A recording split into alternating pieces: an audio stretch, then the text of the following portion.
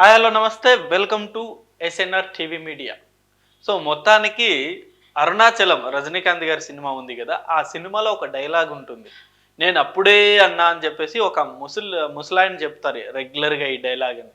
So అది present వచ్చేసి ఈ తెలంగాణ రాజకీయాల్లో ప్రస్తుతం తిన్మార్ మల్లన్న గారికి వర్తిస్తుంది అనమాట. ఏ రకంగా అంటే ఎప్పుడైతే కాంగ్రెస్ ప్రభుత్వం కులగణన సర్వే బయట పెట్టిందో అప్పటి నుండి కూడా కాంగ్రెస్ పార్టీలోనే ఉంటూ తిన్మార్ మల్లన్న గారు కాంగ్రెస్ పార్టీకి వ్యతిరేకంగా అనేక సంచలనమైన కామెంట్స్ చేశారు. సో ఇది బోగ సర్వే అని చెప్పేసి చెప్పడమే కాదు, అసలు ఆయన స్టూడియోలో ఏదైతే ఈ సర్వే పత్రాలు ఉన్నాయో వాటిని తగలబెట్టేశారు ఆయన. అలా ఒక పార్టీలో ఉండి ఆ పార్టీ చేసిన ఒక సర్వేని బోగస్ అని చెప్పేసి ప్రజలకు చెప్పడము, ఇవన్నీ కూడా పార్టీకి వ్యతిరేక చర్యలే కదా. ఇప్పుడు మీ అభిప్రాయం ఏదన్నా ఉంటే, ఒకవేళ తీన్మార్ మల్లన్న గారికి అభిప్రాయం ఏదన్నా ఉంటే అది పార్టీ లోపల చర్చించుకోవాలి, లేదా పార్టీ నుండి బయటకు వచ్చి ఆ అంశాల మీద కాంగ్రెస్ పార్టీ మీద పోరాటం చేయాలి. అంతేగాని కాంగ్రెస్ పార్టీలో ఉంటూ కాంగ్రెస్ పార్టీ తీసుకొచ్చిన అసలు ఒక మైల్ రాయి, అసలు మేము బిగ్గెస్ట్ అచీవ్మెంట్ లాగా ఇటు రేవంత్ రెడ్డి గారు కావచ్చు, మంత్రి వర్గం ఏదైతే ఉందో ప్రస్తుతం కాంగ్రెస్ పార్టీ మంత్రివర్గం మొత్తం గొప్పలు చెప్పుకుంటూ ఉంటాయి ఈ సర్వే గురించి. అసలు ఈ సర్వే కంప్లీట్ బోగస్ అని చెప్పేసి తిన్మార్ మల్లన్న గారు ఆయన ఏదైతే ఈ క్యూ న్యూస్ ఉందో ఆ క్యూ న్యూస్లో చాలా అంటే చాలా సంచలనమైన వ్యాఖ్యలు చేశారు. సో ఆ స్టేట్మెంట్లు ఇచ్చిన తర్వాత ఈ కాంగ్రెస్ పార్టీ ఊరినే ఉంటుందా? సో ఎవరైనా సరే, ఏ పార్టీ అయినా సరే, కాంగ్రెసే కాదు, ఆ పార్టీకి వ్యతిరేకంగా వాళ్ళ అభిప్రాయాలు ఏమన్నా బయటికి చెప్తే ఖచ్చితంగా చర్యలనే ఉంటాయి కదా. సో అదేవిధంగా ఇప్పుడు ప్రస్తుతం వచ్చేసి తీన్మార్ మల్లన్న మీద చర్యలు తీసుకోబోతున్నారు. ఆల్రెడీ షోకాజ్ నోటీస్ అయితే జారీ చేశారు. అసలు మీరు ఎందుకు కాంగ్రెస్ పార్టీకి వ్యతిరేకంగా స్టేట్మెంట్లు ఇస్తున్నారు, మీరు వివరణ ఇవ్వాలి, లేకపోతే మీ మీద చర్యలు తీసుకుంటామని చెప్పేసి ఆల్రెడీ కాంగ్రెస్ అధిష్టానం షోకాజ్ నోటీస్ అనేది జారీ చేసింది. దీనికి సంబంధించి కూడా మనం ఒకసారి డీటెయిల్స్ చూసుకుందాం. తెలంగాణ రాజకీయాల్లో సంచలన రేపుతున్న తిన్మార్ మల్లన్నపై కాంగ్రెస్ పార్టీ కఠిన చర్యలకు సిద్ధమైంది.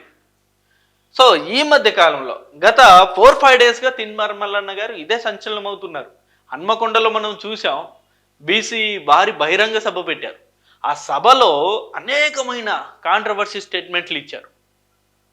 కాంగ్రెస్ పార్టీలో ఉంటూనే కాంగ్రెస్ పార్టీ మీదే అనేకమైన వ్యతిరేక నినాదాలను చేశారు.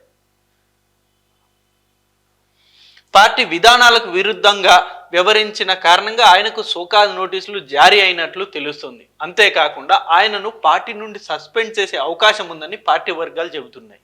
అంతే కదా, మరి ఇప్పుడు ఒకే పార్టీలో ఉంటూ అదే పార్టీ మీద విమర్శలు చేయడం అంటే అది ఏ పార్టీ కూడా సహించదు కదా.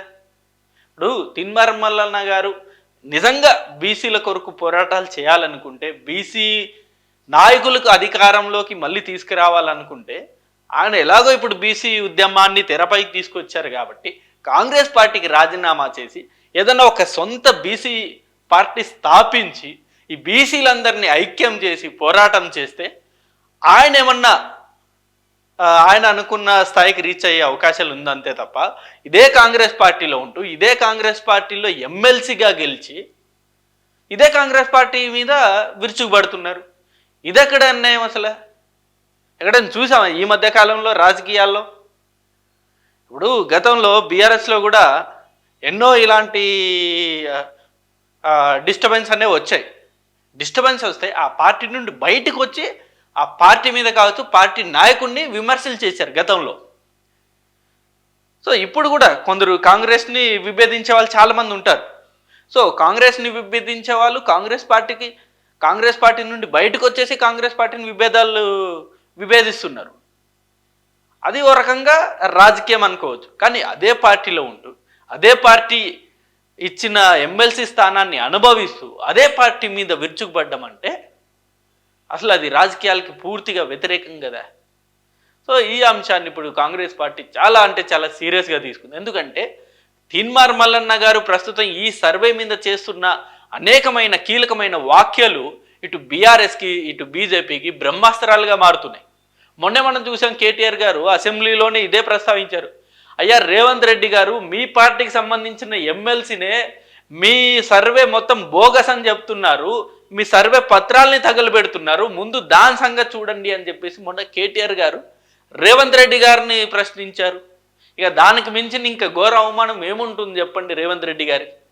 వాళ్ళేమో గొప్పగా చెప్తున్నారు, ఎస్ మేము గ్రేట్ అచీవ్మెంట్ చేశాం, ఫిబ్రవరి 4వ తారీఖు తెలంగాణ చరిత్రలో సువర్ణాక్షరాలతో లిఖించబడ్డ రోజు అని చెప్పేసి కాంగ్రెస్ నాయకులు, రేవంత్ రెడ్డి, ఈ ముఖ్యమంత్రి గారు వీళ్ళు గొప్పలు చెప్పుకుంటా ఉంటే, అదే కాంగ్రెస్ పార్టీలో ఉండే తిన్మార్ మల్లన్న లాంటి వాళ్ళు అదే కాంగ్రెస్ పార్టీని వ్యతిరేకిస్తున్నారు, విధానాన్ని వ్యతిరేకిస్తున్నారు. తాజాగా బీసీ కులగణన ఇతర సామాజిక అంశాలపై మల్లన్న చేసిన కొన్ని వ్యాఖ్యలు పార్టీ నేతలను అసంతృప్తికి కారణమయ్యాయి. కాంగ్రెస్లోని ఓ వర్గాన్ని లక్ష్యంగా చేసుకొని ఆయన చేసిన ఆరోపణలు పెద్ద దుమారం రేపే. దీనిపై కాంగ్రెస్ నేతలు తీవ్ర అభ్యంతరం వ్యక్తం చేశారు. ఈ వివాదంపై పిసిసి చీఫ్ మహేష్ కుమార్ ఈ నిర్ణయం తీసుకున్నట్లు సమాచారం. పార్టీ పరువు దెబ్బతీసేలా మల్లన్న వివరించారని, ఆయనపై చర్యలు తీసుకోవడం అనివార్యమని నేతలు అభిప్రాయపడుతున్నారు. సో రీసెంట్గా కొత్తగా అపాయింట్ అయ్యారు మహేష్ కుమార్ గారు. ఇక ఆయన ఆధ్వర్యంలో ప్రస్తుతం ఈ పిసిసి నడుస్తుంది తెలంగాణలో. కాంగ్రెస్ పార్టీ మొత్తం ఆయన ఆధ్వర్యంలో నడుస్తుంది. మరి ఆయన ఊరినే ఉంటారా? ఇలాంటి వ్యతిరేక చర్యలు ఎవరు చేసినా సరే ఎవరు సహించరు కదా, ఆయన ఖచ్చితంగా చర్యలు తీసుకుంటారు కదా. ఇప్పుడు అదే అందరితో డిస్కస్ చేసి తిన్మార్ మల్లన్న గారికి ఎలాగైనా సరే పార్టీ నుండి మనం తొలగించేద్దాము, ఫస్ట్ నోటీస్ ఇద్దాం, ఆయన ఏం వివరణ ఇస్తారో చూద్దాం, వివరణ చక్కగా లేకపోతే మటుకు తీసేద్దామని చెప్పేసి కూడా ఆల్రెడీ డిసైడ్ అయిపోయారు. రేపు మాపు మేబీ ఆయన ఇచ్చిన వివరణ కనుక సరిగ్గా లేకపోతే తొలగించే అవకాశాలు కూడా దాదాపుగా ఉన్నాయి. ఆయనపై అనేక మంది కాంగ్రెస్ శ్రేణులు అధిష్టానానికి ఫిర్యాదులు అందించినట్లు తెలుస్తుంది.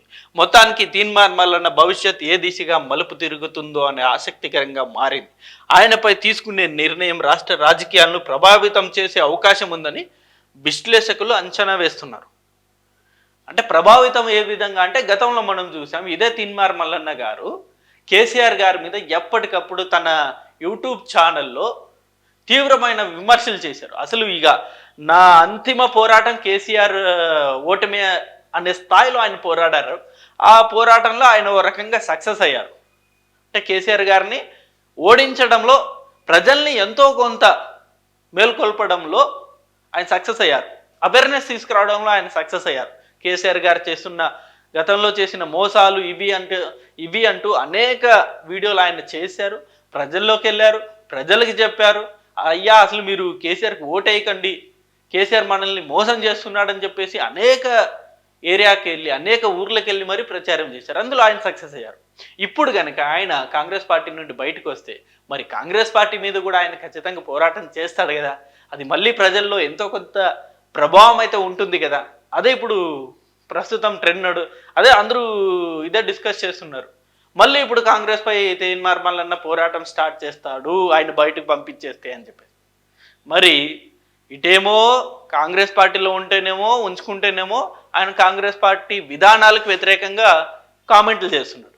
ఒకవేళ ఆయనకి ఇక కాంగ్రెస్ పార్టీ నుండి బయటకు పంపించేస్తేనేమో మళ్ళీ ఆయన కాంగ్రెస్ పార్టీ మీద విచ్చుకుపడే అవకాశం ఉంది. ఇక ముందు నొయ్యి వెనక గొయ్యి అన్న పరిస్థితి ప్రస్తుతం కాంగ్రెస్ పార్టీకి అయితే ఉంది. మరి చూద్దాం నిజంగా తీన్మార్ మల్లన్న మీద ఎలాంటి యాక్షన్ తీసుకోబోతారు భవిష్యత్తులో అని చెప్పేసి మనకు వెరీ సూన్ మనకు తెలిసిపోద్ది. ఇది వీడియో. అంటే ఈ అంశం మీద మీ అభిప్రాయాన్ని కూడా కింద కామెంట్ రూపంలో తెలియజేయండి.